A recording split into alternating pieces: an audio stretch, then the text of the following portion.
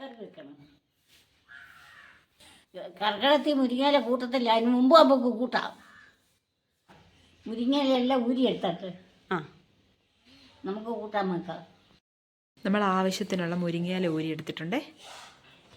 മുരിങ്ങയിലക്കറിക്ക് അരപ്പ് തയ്യാറാക്കാനായിട്ട് നമുക്ക് തേങ്ങയും കുറച്ച് ജീരകവും ഒരു 6-7 അല്ലി വെളുത്തുള്ളി മിക്സിയുടെ ജാറിനകത്തിട്ട് നമുക്ക് നന്നായിട്ട് അരച്ചെടുക്കാം. ചട്ടി ചൂടായി വെളിച്ചെണ്ണ ഒഴിച്ചു കൊടുത്തു. കടുകിടാം.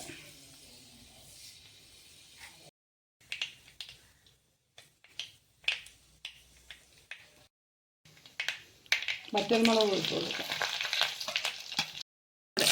മുരിങ്ങയില ഇട്ട് കൊടുക്കാം.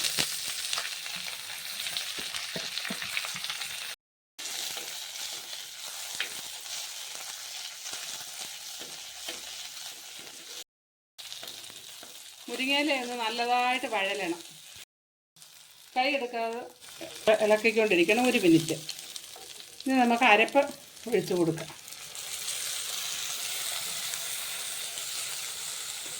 ആവശ്യത്തിന് വെള്ളം കൂടെ ചേർത്ത് മഞ്ഞൾപ്പൊടി വേണമെന്നുള്ളവർക്ക് ഇടാം. ഞങ്ങളിവിടെ മഞ്ഞൾപ്പൊടി ഇടുന്നില്ല. ഉപ്പ് ചേർക്കണം ആവശ്യത്തിന്. അരപ്പ് ചേർത്ത് കഴിഞ്ഞ് നമുക്ക് ഇത് തിളയ്ക്കരുത്. നന്നായിട്ടൊന്ന് ചൂടായിട്ട് വാങ്ങി അങ്ങ് ഉപയോഗിച്ചാൽ മതി. മുരിങ്ങയില എടുക്കുന്നതിൽ കൂടുതൽ തേങ്ങ എടുക്കണം, എന്നെങ്കിലേ കറിക്ക് സ്വാദുണ്ടാകത്തുള്ളൂ. ചക്കപ്പുഴുക്കിനും ചോറിനും ഒക്കെ കഴിക്കാൻ പറ്റുന്ന മുരിങ്ങയിലക്കറിയാണ്.